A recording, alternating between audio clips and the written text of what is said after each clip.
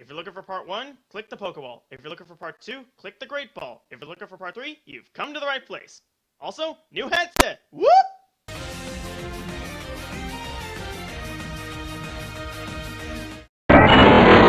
After going an entire part without a single Gen 3 Pokemon, yeah, I can't believe it either, I'd say it's fair game to kick off part 3 with a Gen 3 Pokemon. And what better choice than with a starter? Number 30 is Sceptile. Its design is rather interesting. Apparently, it's based off some kind of dinosaur and certain types of plants, and whether or not that's true, this guy looks awesome. Moving on to performance in battle, he's an interesting case. Looking at stats, one may think it excels at being a special sweeper, and that's true. In Gen 3. Back then, many of the good moves it got, like Dragon Claw, Crunch, and Spun's signature Leaf Blade, were all special, meaning Sceptile was something to be feared. But then Gen 4 rolled along and the physical special split hit it harder than a sledgehammer to the face. You remember those moves I just mentioned? Yeah, those were made physical, hurting Sceptile's viability greatly. Its attack stat is just too low to take advantage of its now wide physical move pool. Heck, comparing Sceptile's physical and special move pools is like comparing a kiddie pool to an ocean. The only real noteworthy special moves Sceptile has are Energy Ball, Hidden Power, Dragon Pulse, and maybe Focus Blast. However, things did look up for the Green Slicer when Oros gave it a Mega Evolution. Mega Sceptile actually has a respectable attack stat and superb special attack and speed. As for an ability, it gets Lightning Rod, which is okay, especially given the buff it got in 5th gen. While Mega Sceptile is far from the most threatening Mega Evolution, it served me well enough in my first Oros playthrough. Regular Sceptile's mediocre attack stat isn't much of a problem on a story playthrough, and Mega Sceptile tore through opponents like they were paper. My advice? Don't anger a Sceptile. You won't walk out in one piece.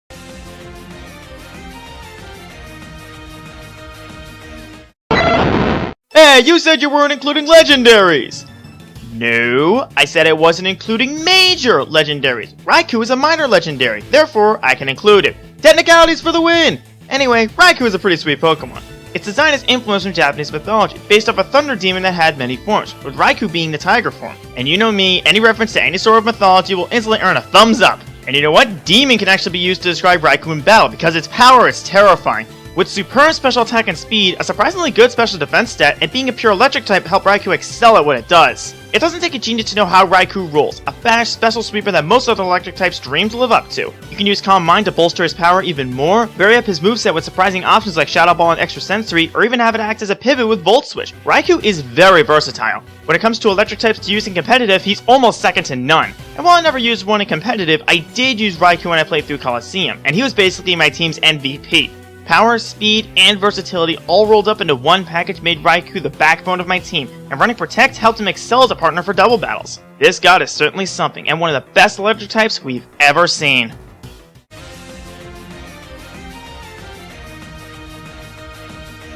With Gen 2, Psychic types got a significant nerf with the advent of Dark types and splitting of the special stat. Even then, we have Pokemon like Espeon that show that they can still be awesome when treated well. Like the rest of its brethren, Espeon's design is rather simple, but it bears a lot of inspiration from various real-life cats, as well as Nekomata and carbuncles from Japanese and Latin mythology with its forked tail and the gem on its head. Getting an Espeon may take a bit of patience, well, outside the Ore games anyway, but once your Eevee evolves into this glorious pink death cat, it will be the single happiest day of your life. I mean, I don't really think you can argue with something that's tied for 5th best special attack stat in the game. That powerful mind isn't just for acing trigonometry and physics class, its move pool is also home to a bunch of tools that will really give your opponent a headache. There's Calm Mind if that 130 base special attack stat wasn't good enough for you, there's Psychic and Psyshock for good SAM moves, Shadow Ball and Dazzling Gleam for type coverage, Hyper Beam if you just want to murder things, and Bite prior to Gen 4. For some reason. And keep in mind that it has 110 base speed, so knocking it out before it can destroy you won't be easy. You can't even weaken it if it has Magic Bounce for its ability, and even if it does have Synchronize, I hope you like a taste of your own medicine. Keep your status ailments and your entry hazards on your side of the field, thank you very much. There's also a particularly interesting case in Pokemon Adventures. I don't know how many of you have read this manga, but basically, Red's Eevee had the ability to change into all of its evolutions before it evolved permanently into Espeon. I guess MLP was right about one thing.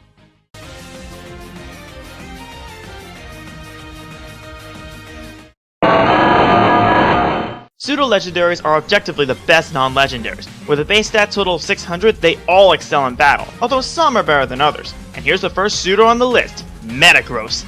Its design isn't anything too remarkable or innovative, but I find it interesting because this evolution line is essentially the members combining to evolve. So Metagross is essentially 4 Beldums put together, and it actually has 4 brains to reflect this. It's subtle, I know, but really interesting. Like I mentioned a minute ago, pseudo-legendaries excel in battle, and Metagross is no different. While a bit on the slow side, it has fantastic power and bulk, so its low speed is really not an issue. Its move pool is also superb, with moves like its trademark Meteor Mash, Zen Headbutt, Thunder and Ice Punch, and even Priority and Bullet Punch.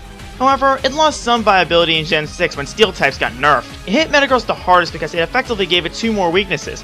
And then Oros came out, and it almost seemed like Game Freak was taking pity on Metagross because they gave it one of the most devastating Mega Evolutions ever. Seriously, they gave it even more power and bulk and a speed stat that helps it outpace very common threats. And if that weren't overkill enough, they gave it Tough Claws for an ability, which increases the power of any move that makes physical contacts by 33%. And let me reiterate that pretty much every move used on a Metagross makes physical contact. Sheesh! But I actually used Metagross in 5th gen, before its nerf, and back then it was powerful enough. Being able to deal hits and tank them too made him one of the most valuable members of that team. I don't think I need a supercomputer to tell you that this Pokemon rocks.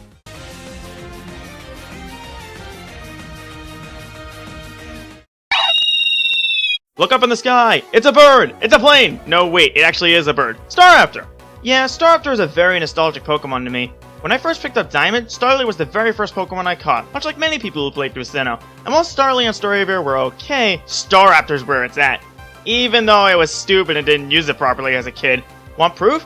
I thought Close Combat was a bad move and taught it Hyper Beam instead. Yeah, I was dumb when I was 11. With that tangent over, let's talk about Staraptor itself. Its design is influenced from birds of prey, and I love it. Not just because it looks fearsome, but I'm a huge fan of birds in general. And you know what? Bird of Prey actually describes it in battle really well. Having a solid base 120 attack stat and usable base 100 speed, it does what a raptor does best, swoop down on its prey for a kill. What I mean is, it's superb at wall breaking. Having Reckless for its hidden ability, which increases the power of recoil moves, as well as Brave Bird and Double Edge to take advantage of it, it can put a major dent in anything that tries to wall it. And don't think sticking a Steel type in front of it will work. Like I mentioned before, it gets Close Combat, meaning that can't wall it either. But still, I love this Bird of Prey, mostly because I'm not its prey.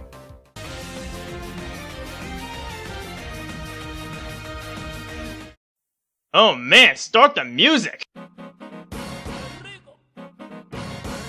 Yeah, now I get to talk about Ludicolo, the most festive Pokemon ever. For design, we're looking at sombrero-wearing pineapple ducks! And I've always loved it. So how does this Fiesta on legs do in battle?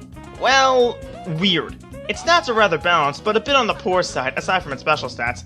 However, you're looking at a Pokemon that excels in rain. Not necessarily for Rain Dish, but for Swift Swim, which doubles its speed in rain, which means that average base 70 speed can become a lot more threatening. It also helps that its typing is quite difficult to go up against. Grass and water complement each other superbly on defense, giving it an awkward set of weaknesses to just Flying, Poison, and Bug. For moves, what you're gonna see are options like Surf, Giga Drain, Solar Beam, Ice Beam, stuff like that. Not too much diversity, but good enough to work as a Swift Swim sweeper. However, Ludicolo is special to me because of nostalgic memories. Like Midiana, Ludicolo was also part of my first team, and I remember loving every second of it. Just seeing Ludicolo makes me want to dance. Who wants to dance?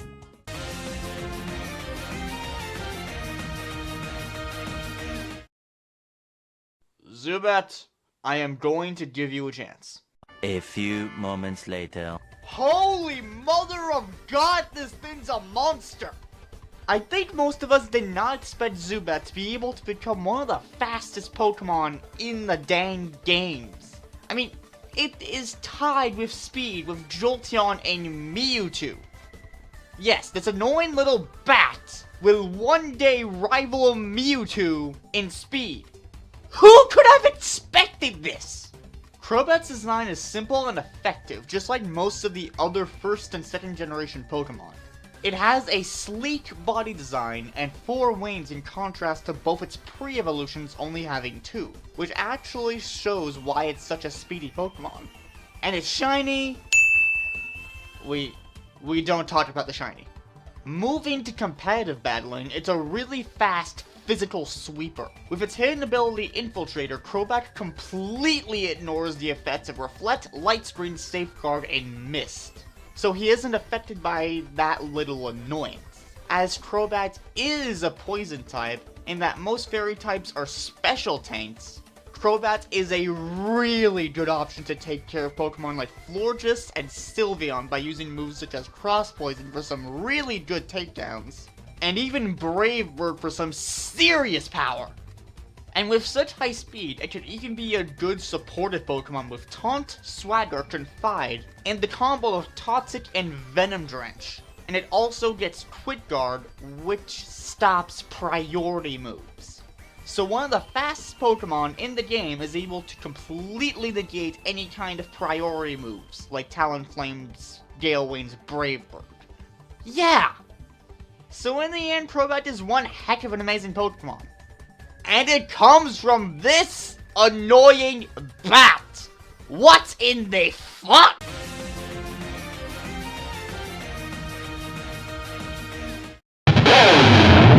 Ever since Black and White, I've always planned out my first team for a Pokemon game before actually getting the game. I always pick Pokemon that stick out to me for one reason or another. When Sandile was first revealed, it immediately caught my interest, so I decided that I would raise it. And it eventually turned into Crocodile. Oh man, this thing is awesome. His design is essentially a crocodile that looks ready to mug someone. I don't know where or how Game Freak gets these ideas, but I don't care.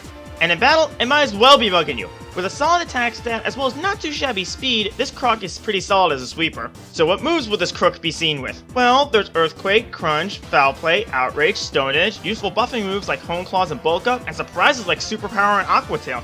Needless to say, this Croc's well equipped. Also helping are its sweet abilities. You have Intimidate to cut attack, and my personal choice, Moxie, which increases Crocodile's attack whenever he knocks out another Pokemon, whether it be friend or foe. Moxie essentially starts a snowball effect that the opponent will have a hard time stopping if they don't take it out immediately. However, this leads to Crocodile's biggest flaw, its defensive game. While Ground and Dark complement each other very nicely on offense, it leaves it with 6 weaknesses on defense. This means while Crocodile can dish it out, he can't really take it, and you have to plan accordingly. But the opponent has to plan too, otherwise they might wake up with their wallet and pants missing.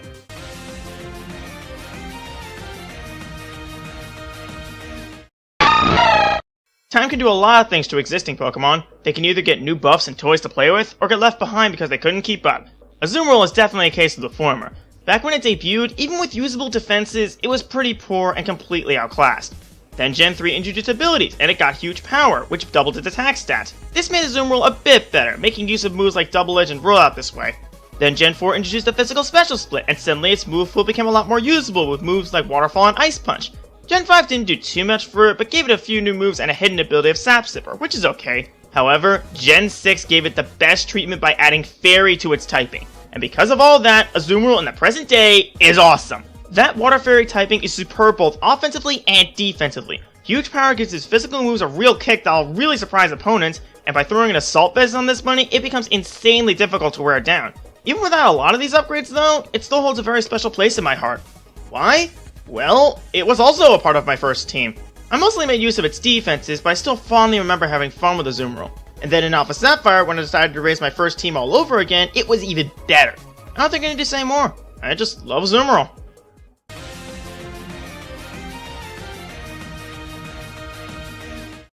Up next, we have Garchomp. I love Garchomp. Opsy loves Garchomp. Everybody loves Garchomp. Thank you, N. Everyone has their favorite type of Pokemon for one reason or another. For me, my favorite type is easily the Dragon type. Heck, it's in my username, you know it's true. And now for the first of a few dragons to appear on my list, Garchomp. For design, we're looking at a Sawtooth Hammerhead Shark. A Sawtooth Hammerhead Shark! Do I need to explain why this design is awesome? I don't think I need to. On the battlefield, Garchomp is feared. Why? Well, I think it has something to do with the combination of its 130 base attack and 102 speed. Yeah, this thing is basically the definition of a physical sweeper. And don't think it can't take a hit. Its HP is solid and it only has 3 weaknesses, so it can tank a hit or 2 if it needs to. Granted, its weakness to ice is a 4 times weakness, but that's beside the point. Its move pool has all the right tools. Swords Dance, Outrage, Earthquake, Dual Chop, Iron Head, Stone Edge, the works really. It would have been nice if it got Dragon Dance, but I'm not complaining. Garchomp also got a Mega Evolution, which is honestly a bit of a downgrade. Don't get me wrong, with an insane base 170 attack stat, a special attack stat that's actually usable, and more bulk, it's good, but the problem is it loses 10 points in its base speed, putting it below the crucial 100 speeds here, making it outpaced by common threats. But don't think you can underestimate Mega Garchomp. It hits harder than almost any Pokemon in competitive. But even without that, on my most recent Platinum playthrough, I decided to raise this beast, and I'd be lying if I said I wasn't impressed. Speed, power, and just the right amount of bulk, he was the MVP of my team hands down. With Garchomp, you either fear it or respect it, and for me, it's certainly one to be respected.